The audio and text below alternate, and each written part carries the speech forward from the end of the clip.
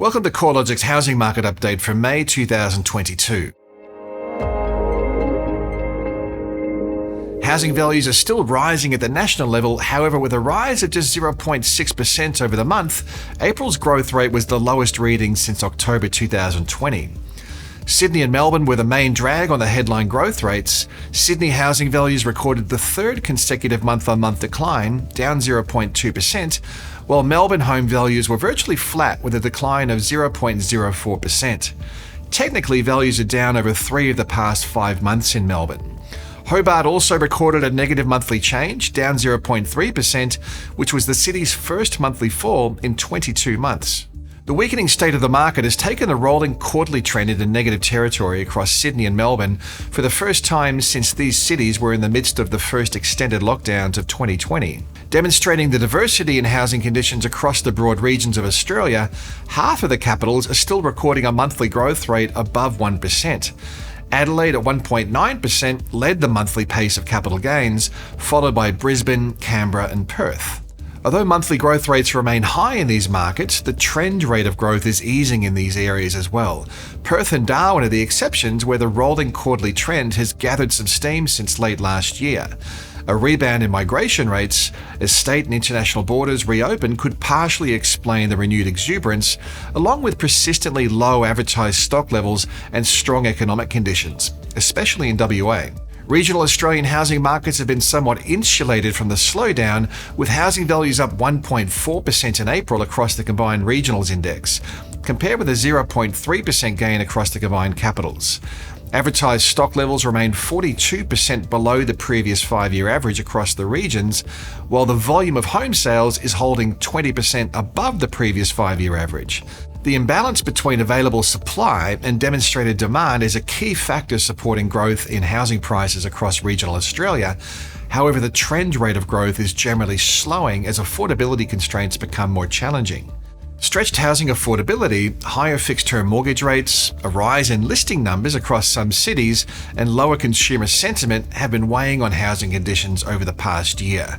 With the Reserve Bank cash rate now rising, we are likely to see a further loss of momentum in housing conditions over the remainder of the year and into 2023.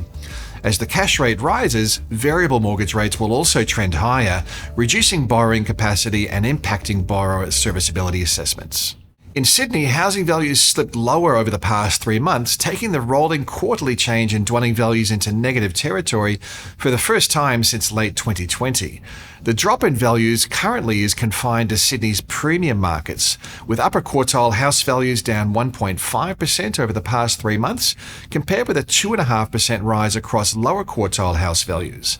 A similar trend can be seen in the unit sector, where values are down 2.2% across the upper quartile but rose by 0.3% across the lower quartile of the market. It's normal for the more expensive sector of the market to lead the cycle, so it wouldn't be surprising to see the lower quartile housing values start to slip lower over the coming months as well. With advertised stock levels now roughly in line with a 5-year average, homes are taking a little bit longer to sell and auction clearance rates have reduced to below average levels, providing an improvement in buying conditions over recent months.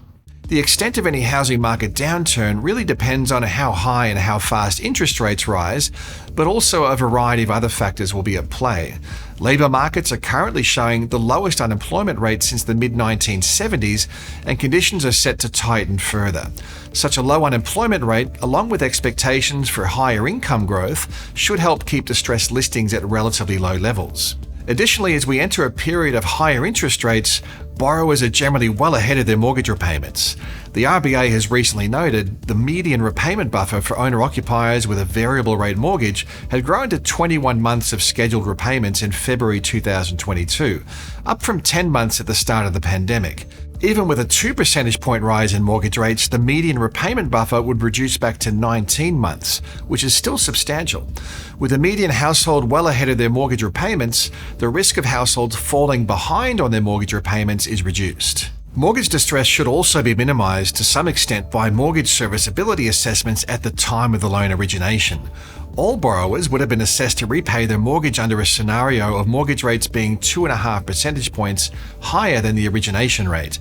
And since October last year, borrowers were being assessed at mortgage rates of 3 percentage points higher.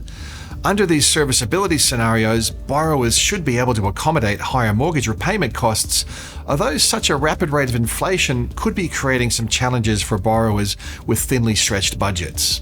As the housing market transitions towards softer conditions, we'll be reporting on all the twists and turns in the market at the news and research pages of CoreLogic.com.au.